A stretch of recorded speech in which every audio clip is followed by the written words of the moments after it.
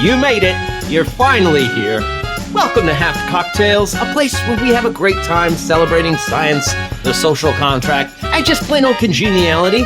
Dare I say, a place where we seek a path to peace, prosperity, and exploration amongst the stars. What I'm talking about is an all-inclusive society, meaning if you're not on board with the understanding that we all agree to share rules, norms, and respect, we're not even obligated to consider your opinion, because the social contract is that important to a civil society. I'm your friend and host, Dan, the Worship Dionysus Man, sipping on some science today. Welcoming any new listeners just joining us. We hope you're doing well and having a good time. We know we are. Stay tuned until the end of the show. We will be talking about a 1930s crooner, hasn't sung in years, and you won't believe what they sound like today. The comeback. Love a good comeback. That's right. And joining me today is Amber and Ron are here. How are you two doing today? Quite well, sir. I am doing pretty darn good. Glad to hear it. Glad to hear it. Well, I hope you're going to have a better time because we got an amazing show. It's brought to you by LexCorp, standing strong in the fight against illegal aliens. Love it. Going to be taking a quick look back at FDR's emergency banking measure of March 1933. Got some hot science news about humans losing their tails, high-frequency radio waves and bacteria. Got a lone orca out there hunting sharks. Ooh. Going to be talking about some snake oil involving a Willy Wonka Wonderland experience gone awry. Oh, my. Oh, no. Can't imagine how that happened. Oh, how could that go wrong? A Willy Wonka Wonderland experience? See, what I really want to know is, how do I get that tail back? I want the tail back. That I can't wait for that one. We'll get there. It may be possible, Ron. I'm not entirely certain. Okay. We're going to do some fact checking, of course, and wrap things up with a feel good story. Yes. And folks at home, we do encourage you to reach out to us at halfcocktails@gmail.com. That is tails, Tales. Now we're talking about human tails. It's not cocktails like a marsupial tail.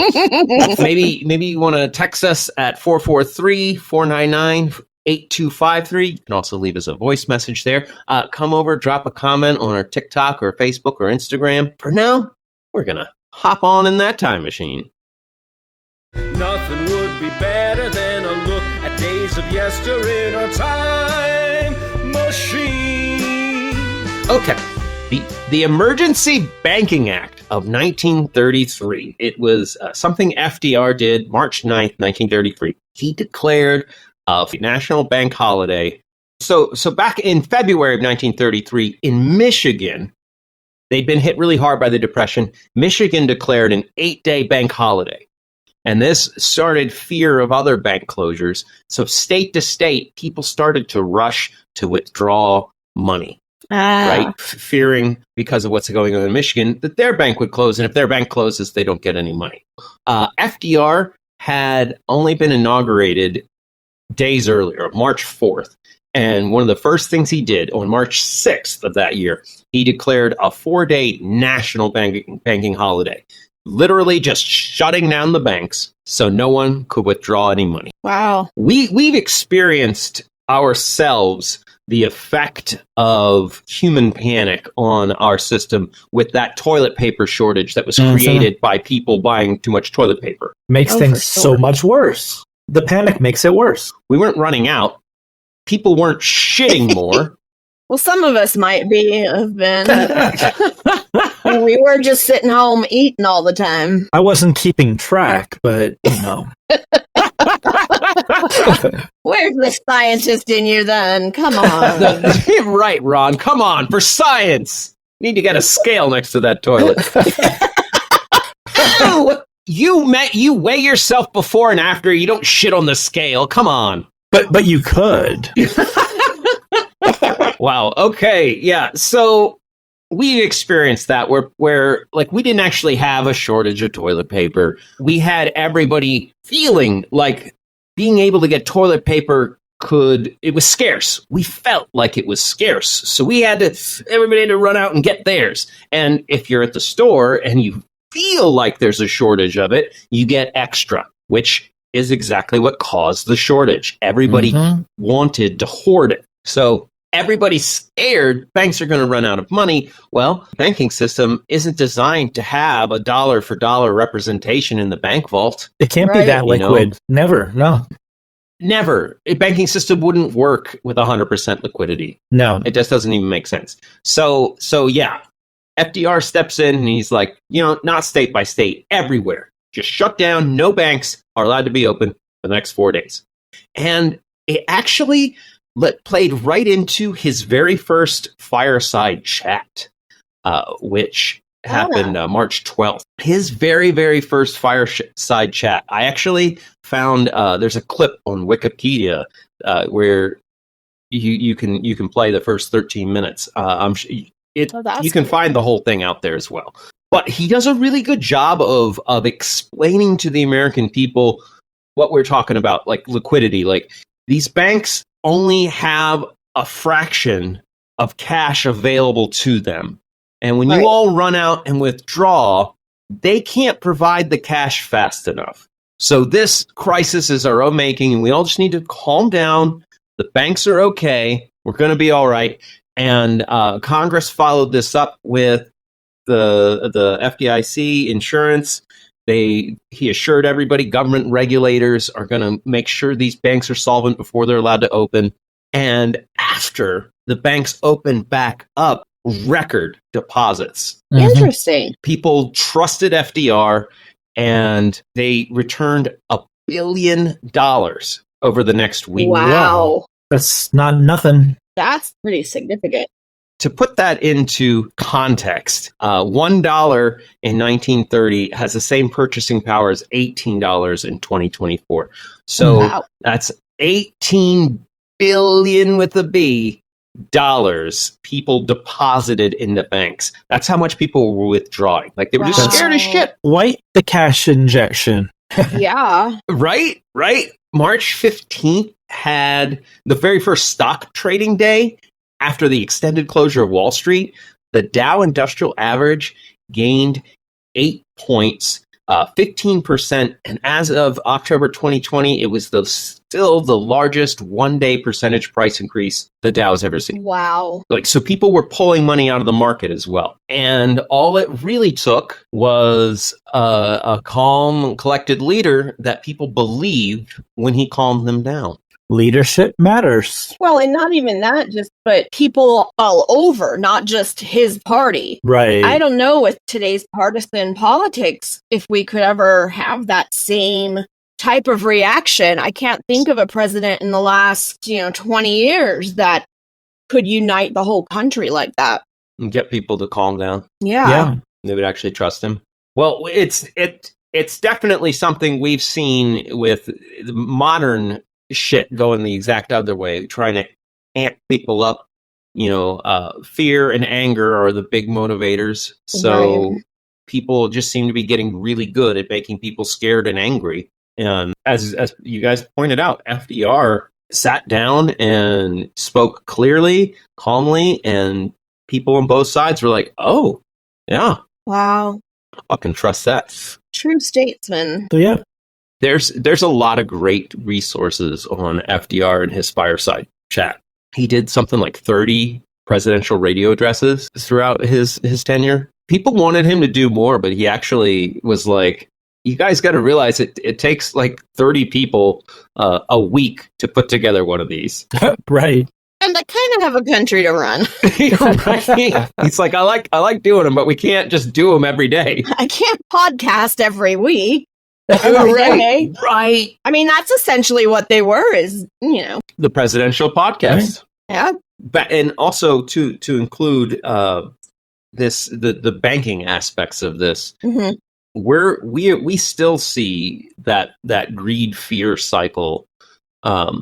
Maybe it's not withdrawing money, but there have been some market sell-offs, like COVID hit, and the market had the biggest fucking drop sell-off. It was like whipsawed back. Monetary policy is still, like, they've been doing stuff with it, but like, as far as like banking and money goes, like, we haven't had any innovations. No. Like, I know fintech people are screaming right now, but sorry, just because you're doing it digitally doesn't mean what you're doing is new. Right. So that's that's a something that came to mind is, so back in that time, people used cash. Like, cash was king. Cash is how you paid for everything. And gold coins. Mm-hmm. But we don't live that way anymore. So what would this modern equivalent look like? Like, as people, like, I mean, I'm sitting here thinking, I've got some cash in my purse right now, but that's just by circumstance. Like, I almost never have cash. I have $7 cash. Well, yeah, I'm right there. I'm right there with you in terms of cash. I might have some swirled around the house somewhere, but I'd be lucky to get $20 or $30 to scrape together. Mm-hmm. You know, it's funny that the conversation led us here. This week, in another unrelated news story, not for the show, I came across more and more banks are just shutting down their branches because we're doing it all online. Yeah. Right, they're not needed. Yep. When I read this story, it made me think, like, what run on cash could we do? Like, there's nobody's fucking pulling all the cash out. Mhm. It would be a digital it would have to be a digital transfer of some kind. Like, people stop trusting American banks, so they all start transferring money to Canadian and British and German and Dutch banks, you know, that kind of thing. Right. You could actually see this. And when I did the stock trading podcast, we interviewed this author named Ian Fraser, and he actually was talking about how several of the EU countries offloaded their debt onto Turkey that led up to the Turkey financial crisis. Oh. Like, Yikes. like it wasn't shifting money out of the country, but they managed to shift the debt out, offloaded onto Turkey, and then Turkey all of a sudden has been having this fucking financial crisis when, you know, people in the know can trace it back to these different European movements, bank movements. So, can I offload some of my debt to Turkey? Yeah, if you had the power of some different sovereign governments, probably. I'll get to work on that then. Well, just become a sovereign citizen, and you got it made. Okay. You can stand up in court and yell all the bullshit you want. Sounds good to me. I got lots of bullshit in my head. All right. Let's move on. Let's talk about some science news. Ooh, yes, please. Please. It's time for some news from our point of view. We'd even be glad if we could have a laugh or two. It's time for some news. So, researchers have finally pinned down the genetic sequences that were responsible for humans losing their tail. Ooh. Okay. Let's hear this. So about 25 million years ago, our ancestor diverged from monkeys and started to lose the tail. And researchers using CRISPR, they identified the specific mutation that started it. It's located in the gene called TBXT, and in mice and other animals, it's known to be involved in tail length. So, former grad student at New York University now works at a place called the Broad Institute. He injured his tailbone and was like, "The fuck is happening here? Like, I've got a tailbone. Like I want to know more." So he ended up doing a deep dive, and by identifying this genetic data, they actually starting with mice cells, and then they actually did it to live mice, which is its own conversation. They were able to breed mice and take out their tails. Wow. By taking the mutation that happened in our species, they put it into mice, and they lost their tails. Fascinating. So, what's the impact on the mice then? How did that affect them? A mouse without a tail is certainly going to have different balance issues. I mean, pure Darwinian, it would be, is there some sort of benefit to not having a tail? If so, those mice will thrive and outbreed the ones with tails. Right. Or not, if not, yeah. But realistically, though, those lab workers killed those mice. They're not. Well, yeah. They're not running around in the wild. and like I said, it's its own topic, the ethics of research on actual animals. Like, because doing it to a clump of cells is one thing, but then like actually birthing the mice is. Oh, Dan, you know those mice are frolicking in open fields somewhere upstate on a farm, right? Of course. With your puppy. That's where we sent him to. Mm-hmm. And the Neuralink chimps. that Elon Musk put chips inside their brains. No, I actually think this is the kind of thing, and I can't decide what we're going to see first. Either like types of dog breeds where people have to get the tail clipped. Mm-hmm. Yeah, that was my first thought too. Makes it a lot easier, and honestly, it's probably better for the dog to not go through the trauma of surgery. And what's going to happen? Is it going to be that? Or are we going to get, people in a lab saying, "No, doctor, I do want my son to have a tail." Yeah, that's what you were going to get. So, little known fact, my son had a tail. Fun. Oh, really? You don't have to say which one. Yeah, well, he wouldn't. He thought it was the greatest story. He's no longer walking the earth in corporal spirit in his corporal body. No, when Stephen was, I think he was about 4. He was very into the live action Tarzan movie. Mm-hmm. I remember that. Yeah, we watched it on repeat. Mm-hmm. He loved it, and he loved the tiger. Like, he's always been a cat person, or he always was a cat person. There was one day he said, "My tail hurts." And I was like, "What?" And he says, "My tail. I'm half a tiger. I have a tail." Because the line in the movie, Tarzan is like, "I'm half a tiger." So, he was like so into that. Yeah. He was talking about his penis. Mm-hmm. So boys do have tails. Yeah. Like, that was his tail. Okay. All right. I see what you did there.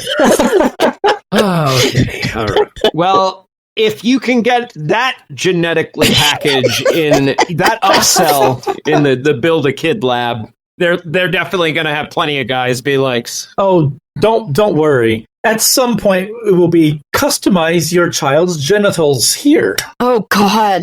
"Look, I want you to give my boy a monster cock. I never had one. I always wanted one. My wife always wanted me to have one. Let's do it. I will live vicariously through my son's enhanced penis." Gross. I think it'll be worth the $200.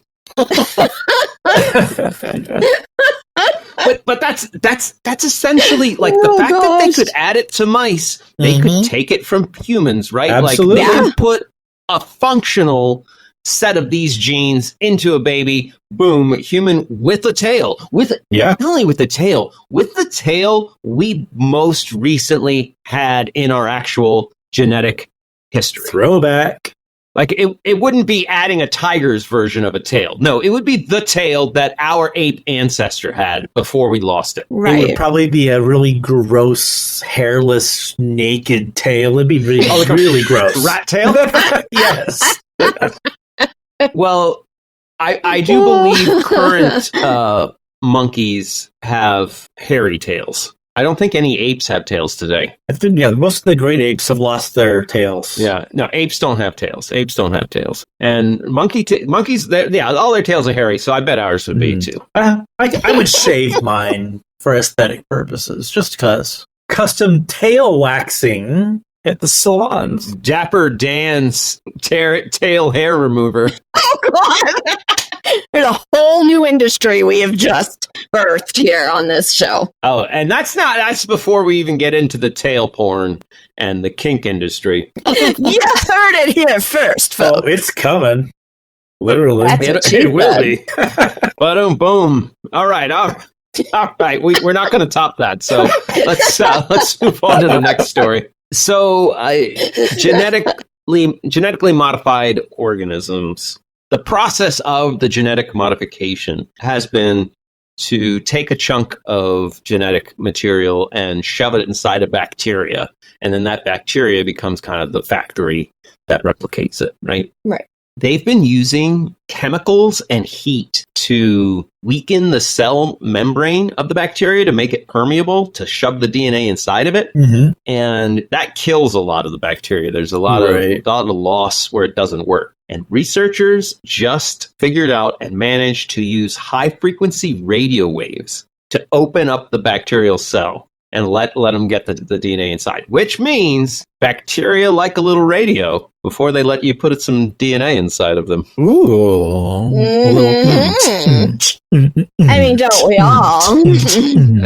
We all, yeah. Who doesn't love a good Bonulator song? Okay, so the question is did they prefer something along the lines of, easy listening, or did they prefer like hard rock hair bands of the 80s?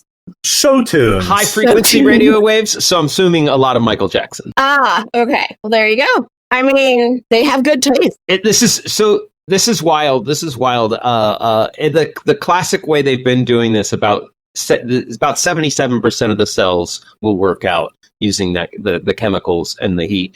With the radio waves, 91% work. And since there's no fucking chemicals, it's way cheaper, like way cheaper. No kidding. And more effective. Absolutely. Yeah, more effective, more reliable. Interesting. Great. More mutants are just around the corner. Well, Ron, I teased that you might be able to get a tail. Mm-hmm. They've demonstrated that this technique works on eukaryotic cells as well, like those found in mammals, well, humans and other animals and plants. So we may actually see a time where they're like, okay, we're going to put you in this machine. We're going to zap your cells with this high frequency radio waves and insert this genetic data in there, and boom, you're done. So basically, like when I had a house built, that I had to go to the home studio to customize my new house.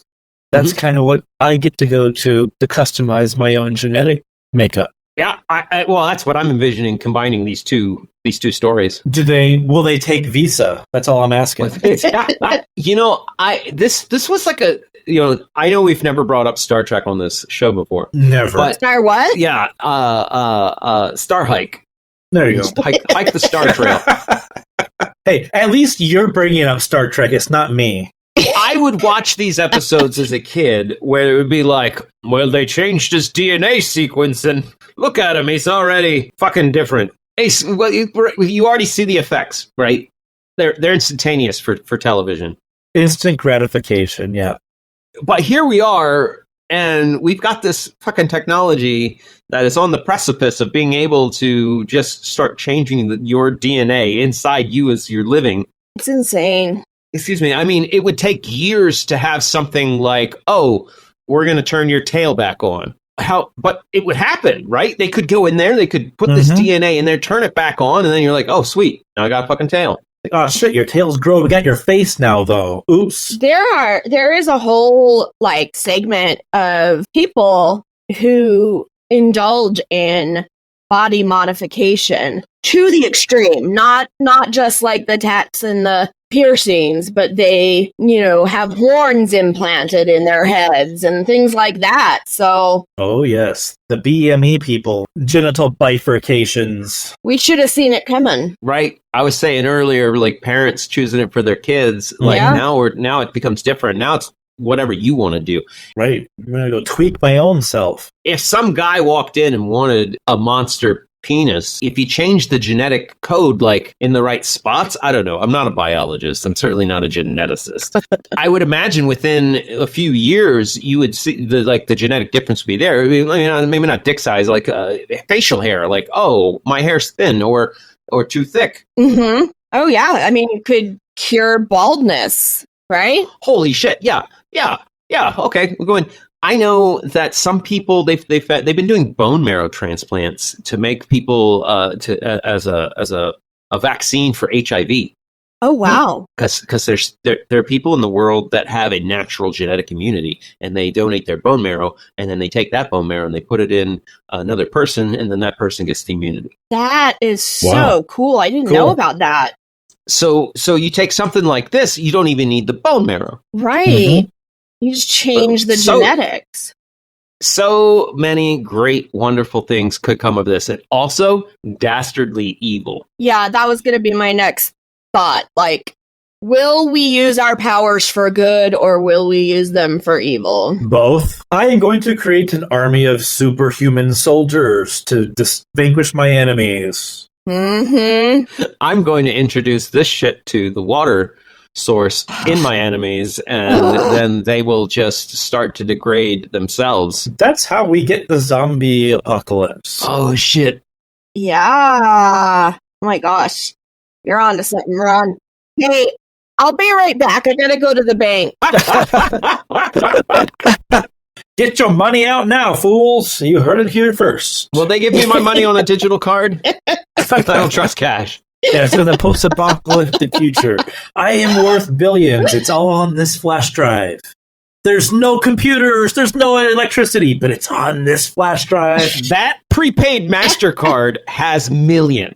Right? Where do I swipe? Just show me. Nowhere. The chip's not working. I have to swipe it. Oh, just put the numbers in. Just put the numbers in. Oh, okay. And our last story is about a lone orca that was sighted off the coast of South Africa hunting and killing a shark. Like, they actually observed it kill a great white shark. Oh, okay. I thought he was cited for it. He was cited for it, yeah. Excuse me, Mr. Orca. Do you have a fishing permit? Please see your identification. No, this isn't the first time we've been out here for you. There's a male orca that scientists have named Starboard, and they watched him single-handedly kill a juvenile 8-foot-long great white shark. Took him about 2 minutes. Whoa. They're lethal. They are lethal. Yeah. Whoa. Yeah. Took him 2 minutes to attack, kill, and rip out the liver. Yes, the delicacy. It takes my students more than 2 minutes to unzip their backpacks. Yeah. Pretty sure an orca could kick the shit out of any of your students. Oh, definitely. So this is meaningful because they've only ever observed orcas working in concert to take down great whites. Mm-hmm. Right. Yeah, solo. That's new. That's pretty new, yeah. Now the one they watched was a juvenile, and they're like, okay, that was probably why. But they did find another one, another dead shark nearby that they are assuming it was a 11.5 footer. That they didn't see the orca kill it, but they're pretty sure it was the orca that killed it. Yeah, Like, probably. a great white with its liver extracted. And wait, what did they name it? Starboard. Well, that was a missed opportunity. They could have named it the Lone Orca or the Lone Ranger. Hey, even the Lone Ranger had Tonto. Starboard does have a companion that's usually with it that they usually hunt together, but Starboard was hunting alone that day. Female or male companion? Male companion. Okay. Just curious. Yeah. So I know they did just see two male humpbacks having sex recently in the first time in the wild. Oh, they were just roommates, Ron. Wait. They're just roommates. Just roommates. That's my uncle's friend. right. my bachelor uncle's friend, yes. That's wild. I didn't hear about that. Are they humpback whales? They were. Humpback whales got a hump. Bone. Yeah. Humpback mountain. Oh, man. I actually am really interested and wished that they had some sonar recording equipment. I would love to hear if there's a difference in gay whale songs and straight whale songs. Ooh, actually, that's super intriguing. That's a good idea for a thesis somewhere for some marine biologist out there. You're right. Yeah, some marine biologist out there, someone please take that and study it, because I would really love to read that study. I mean, I kind of want to now write a serious piece of literature called the song of the gay whale. The gay whales are more into show tunes. Is that how it goes? Definitely more up-tempo number. Yeah. Lately, over the past years, we've been seeing this accelerated orca on great white shark action. Like, they are driving sharks away from their classic breeding grounds. And Marine biologists still don't know where they're moving to because it's getting so trendy in orca populations to eat liver all the time. And fava beans? And a nice Chianti, perhaps? Side note, you bring up fava beans and Chianti. I just found this out recently. Weird tangent trivia. Those are two things you can't eat while you're taking the certain psychiatric medications. Oh. Really? So when he says that in the book and the movie, he's saying, I'm not on my meds. That means it's a little deeper. Yeah. Yeah. Ooh. He's literally saying I'm off my meds in a way that the common person would have no idea because he's an evil genius. I just found that out. I was like, okay, I love that layer of meaning. I was off my meds and then I consumed the census taker. Yeah. Anyway, tangent over. Very cool. Hopefully one day we'll find out where the great white sharks are and that they're going to be okay because the ocean's getting really fucked up and oh yes, the apex predator of the last hundreds of millions of years of the ocean, the one that stood the test of time, if it goes away, it's not going to be good. No, the whole balance is going to be upset. We'll have to talk about that Gulf Stream shutting down in the near future as well. That's going to be a problem. Oh, well, I mean, why not now? What's happening with the Gulf Stream?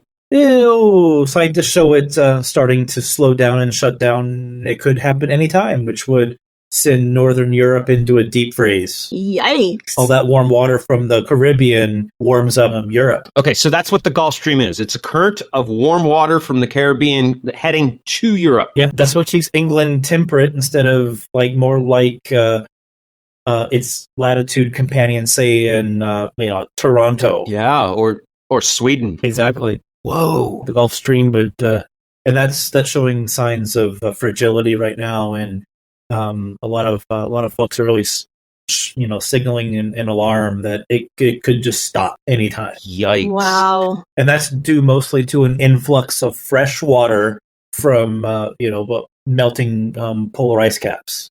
Changes. There's a lot more the water's less salty. Densities work differently. That Gulf Stream, that warm water floats on top. Something I never considered until just now about the effect of the melting ice caps is that it's fresh water. Yep. I assumed it was brackish water. No, it's purely fresh water. Wow.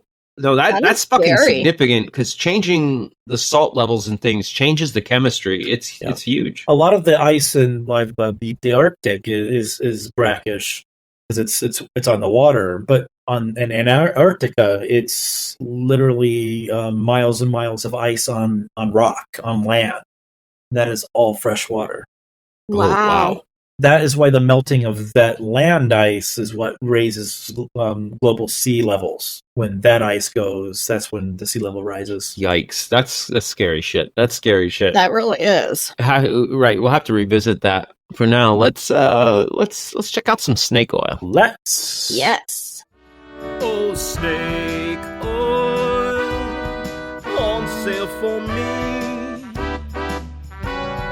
Nothing but snake oil, and it ain't free.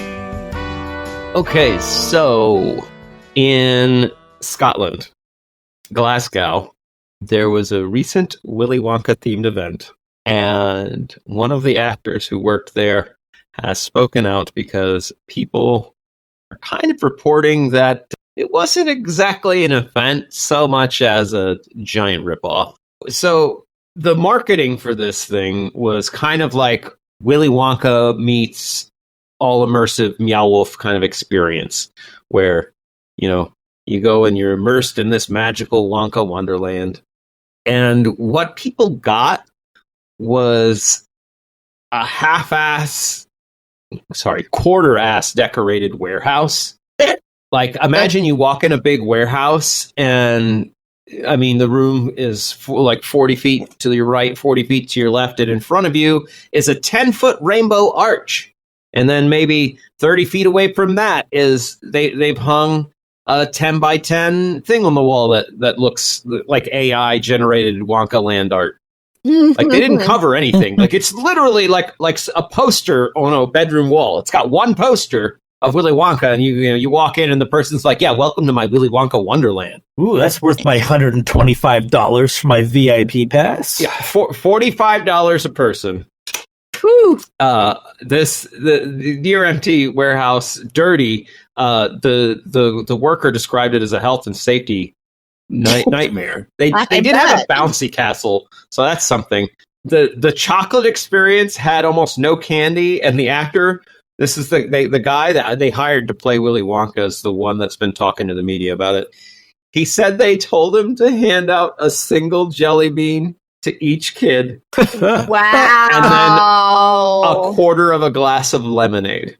Oh, wow. So glad I paid my $45. $45.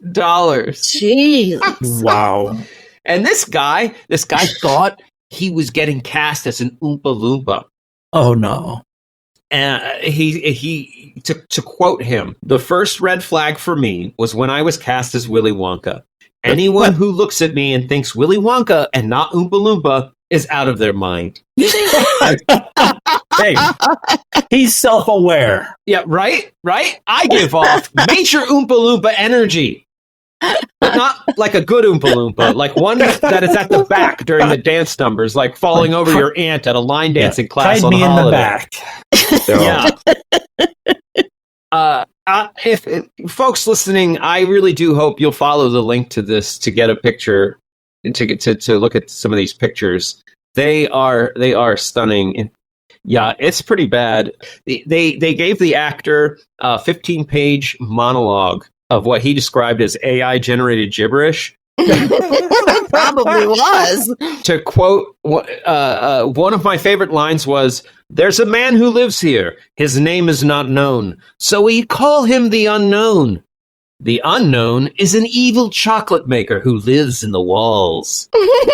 Okay, ChatGTP. What is an evil chocolate maker? Does he make evil chocolate or does he make it for evil people? Chocolate inherently is divine, so I want the dark evil chocolate. You want the evil dark chocolate? Mm. Yeah, the actors still haven't gotten paid. Probably won't be because they had to give all the money back. yeah. There's a picture of the bounce house. Oh my goodness. It's there's no decorations around it. It's literally a bounce house in the corner of a warehouse. It's so sad. It is really Wow. the saddest thing ever. So yeah, people were shouting and breaking shit, and Wow. the police actually had to break up angry crowds of visitors at the event. Everybody got so pissed that they started breaking shit, and the cops had to come and like pull all the event workers out and get them to safety. It's like they are going to murder you. That is insane. Yeah. The group who put this on was called the House of Illuminati. Yeah. Hmm. Should have been a red flag right there. I mean, you started with Willy Wonka, which, I'm sorry, I can't stand Willy Wonka. Creeps me out. Every version. I hate it. I hate that movie. But yeah, like Willy Wonka and the Illuminati sounds like a really bad No. TV show. Roald Dahl is very popular in Britain. He was a British guy, so Well, it's not surprising to me that people are more into Willy Wonka there than here.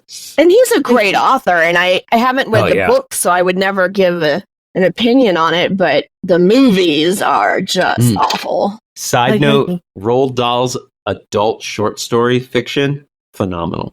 Okay, I'll look that up. You really should. The guy was a great writer. So anyway, they've compared this to this Fyre Festival. Oh, and that was a nightmare in and of itself too. I'll end with quoting the event organizers. "I'm truly sorry for any upset and disappointment caused at the weekend. Refunds have been issued and will continue to do so. This was an event gone wrong. The House of Illuminati will not be holding any other events in the foreseeable future." Not that we're going to Thank goodness. advertise anyway. The incompetent Illuminati. Right?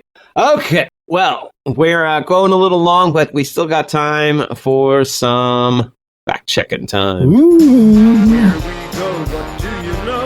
It's fact-checking time. Will you believe or be deceived? It's fact-checking time. cross my heart and hope to die. Stick a needle in my eye. Here's the proof that all the kids call facts. Checkin' time. All right, so who's in the hot seat today? Neither of you were here last week. Well, Ron showed up at the end. Barely. Amber, I feel like you should take this one, because Ron's done this a lot. On the spot. What did I do to you as a child? Dan, I was always nice to you. You actually really were always nice to me, but you moved out and got a life, and then that's true. You weren't around anymore, so I did abandon you. I guess it's my turn. Yeah. You know the game. Let me explain it to everybody listening.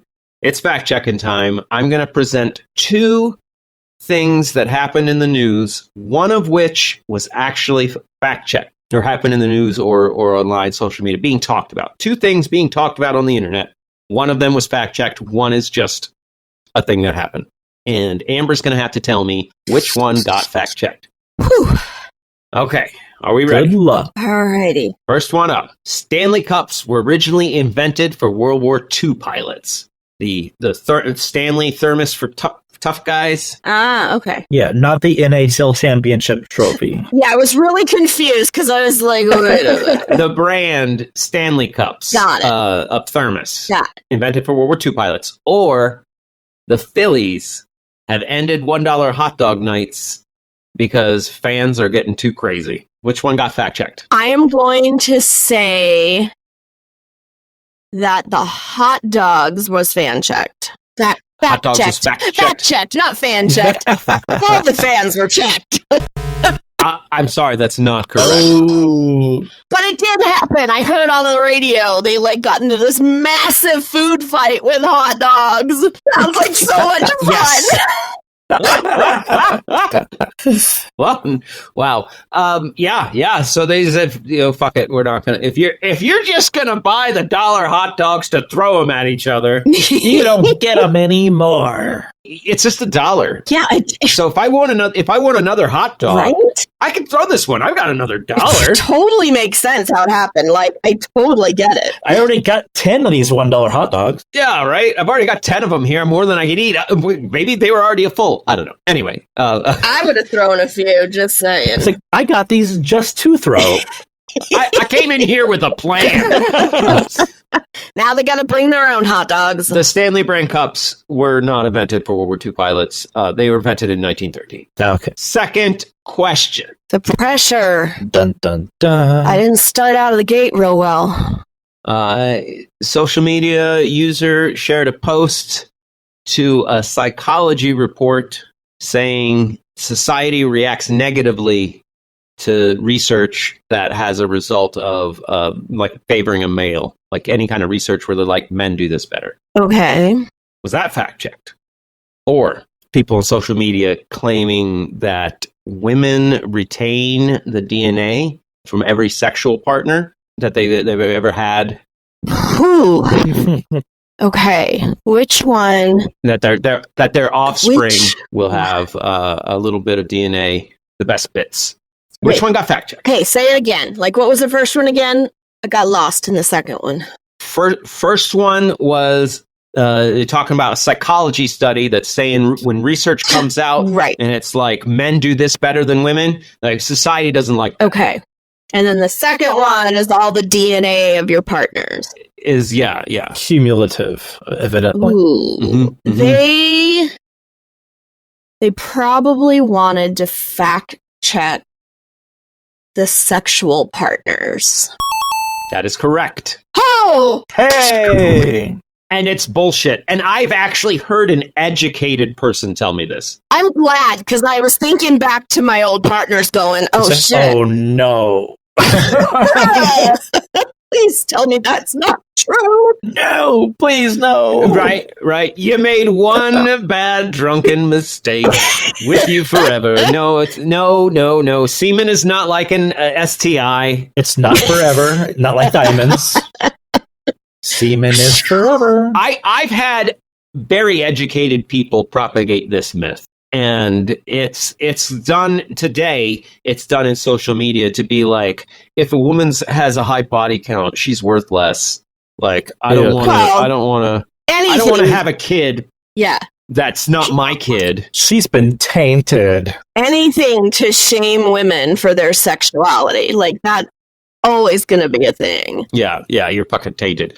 It didn't need a fact check, but it was a very real psychological study on sexism where they found that if any research comes out that, it's like, oh yeah, men can hit a golf ball further than women. Society doesn't like it. It reacts negatively. Mm-hmm. Mm-hmm. And I actually recently had a conversation with somebody, and it was like, because we were talking about like transgenders in sports, and I was like, I think honestly the solution, and this is off the cuff of somebody who's not in the trans community, so I have my opinion is worth what it is, right? Like, don't quote me, but I think like we just change it to what was your puberty gender? Mm-hmm. That's sports. Why have them separated at all? Why don't we just throw them all in the same pot and see who comes out? Okay, this is the exact conversation I just had with another woman. All right, Amber, it's because look at golf. I try not to. It's really boring. Same. The average man hits a golf ball further than a woman. The women's PGA, they cannot compete with men on the same golf courses. They can't do it. Bone structure and testosterone has an athletic effect. It just does. I didn't make it true. It just is. Right. No, there is definitely science behind that. I'm just wondering, because I don't know a whole lot about the mechanics of transgenderism, but I wonder if someone transitions at a younger age and the hormones in play, will that, like, so let's say we have a male to female situation. If that male transitions at a younger age and is getting the female hormones, how does that impact their sports ability later? Adversely. Right, but then going back to the sports thing, like if they've had the other hormones running through their body, then there should be no problem with a trans female competing against a cis female. Right. It would level the playing field. Right. Hormones. So this is why I say it has to be the hormones of puberty has to be the deciding factor of where you compete. Okay? Because a man who transitions to being a woman, that woman has athletic advantages that someone who went through puberty as a woman does not enjoy. And there are skeletal structural differences and there are muscle mass differences. Compared to a non-transitioned man with full testosterone, a transitioned woman with estrogen supplements is not as strong anymore. But compared to women who never had testosterone during puberty, they are going to be stronger and will have advantages. What a complicated issue, because it's very thorny. Our extreme right fights against parents allowing their children to transition at younger ages. Right. They want to transition before puberty. Right. So basically, if you go through puberty, whatever hormones you had at the time, that becomes, like, it's not changeable later, is what I'm saying. Correct. Okay. Yeah, that's and what we're talking about is at the heart of the issue, right? Right. Letting kids transition. Why do people want kids to transition? They're not pushing their shit on these kids. No. These kids are saying, I identify differently, and they're like, fuck, I don't want to disadvantage you later. If we transition you now before puberty, you're going to have the advantage of having a feminine skeletal frame and structure. Anyway. Yeah. Okay, back to fact check. We're 1-1. 1-1. This is the deciding one. All right. Users on Twitter, X, shitter, whatever, are saying Shania Twain is unrecognizable in her new photos. Was that fact checked, or people are saying Mark Twain was born and died on days Halley's Comet flew past the Earth. Oh, well, fact checking Shania Twain. Nobody cares about Mark Twain. Oh, I'm sorry. Mark Twain got the fact check. Really? Like, I think that would be that's fascinating. So was he really born and died on Halley Comet days? So he would have been, what, 76 years old to do that? So that's a 76-year cycle, right? So, yeah, it is. And it popped in at 1835 and 1910, and those are the years he died, but not the days. Okay. Interesting, though. He did born and die on years where Halley's Comet was visible. And Shania Twain, she looks like fucking I'm approaching 60 Shania Twain. Like, what? I don't know. A human woman. Seriously, people. We all age. Come on. It's the other way. They're saying she's trying so hard to look young that they don't recognize her. That is a trap in celebrityism. Like whatever Madonna's become. Oh God, yeah. Oh no, Shania Twain is not that. I love Madonna, but I wish she'd lay off the Botox and plastic surgery. Oh God, would like her to look human again. Mm-hmm. She was beautiful. Absolutely, but you surround yourself with sycophants, and they're just like, yeah, that's great, and then you lose focus. Yeah. No, it's true. Okay, all right. Let's start heading towards the exit. Let's talk about some feel goods. Yeah. Yes, I love feel goods. For a sip, maybe even a hit, and join us for half car feel good, and join us for half car feel good. Talking about the UK earlier, being a temperate climate compared to its, equator cousins. Right. Every year, toads and frogs and newts get demolished crossing streets trying to get to ponds to mate in the spring. Yeah. Yeah. And there is a network of volunteer societies that have been transforming this process. Really? They walk up and down the dark asphalt with flashlights and high visibility jackets and buckets and pick up these amphibians and take them across the road. Aww. They're wingmen. They're helping them get laid. Absolutely. Wow. All of them. Well, some of them have already gotten laid and they just want to lay the eggs. Okay. Right. I'll go home and take a rest. So some of them are pregnant ladies. They're literally helping pregnant ladies across the street. And let me tell you, pregnant ladies need a lot of help. I've been one. So sweet. And we need it. There's 203 amphibian rescue groups that are coordinating to do this. And they estimate they saved 115,000 animals from roads last year. Wow. That's really cool. They've brought the number down by 60% to a total of now the mortality rate is only about 3 out of 100. Dang. Trying to cross these roads, they estimate. # not all heroes wear capes. Yeah, right. Some of them wear reflective jackets, have flashlights and buckets. And if you are in the UK and listening, there are dozens of toad patrol groups that do need new members in Cheshire, Lancashire, and on the Isle of Wight, especially. So that's my next band name, Toad Patrol. Perfect. Toad Patrol. I love that. I got a bucket and a light. I'm only out at night. Toad Patrol. Toad Patrol. That's awesome. Yeah, I do love some feel good stories. Oh, folks, thanks for joining us and sticking around all the way to the end. I'm really glad you did. I know I had a great time today, but sadly, we've got to wrap things up. It looks like we don't have any time left for that 1930s crooner that we haven't heard sing in years. You don't believe what he sounds like today? Let's hope. He's probably dead, so probably not going to make much sound. That's why I wanted to hear him. That's on me. We won't get to talk about that. Sorry. Going to give a shout out to science, congeniality, and the social contract, making society better than anarchy for many of the last thousands of years. Amber, Ron, any final words, thoughts, or goodbyes before we go? See you next time, all. And don't forget to stop at the bank tomorrow. Take out all your cash.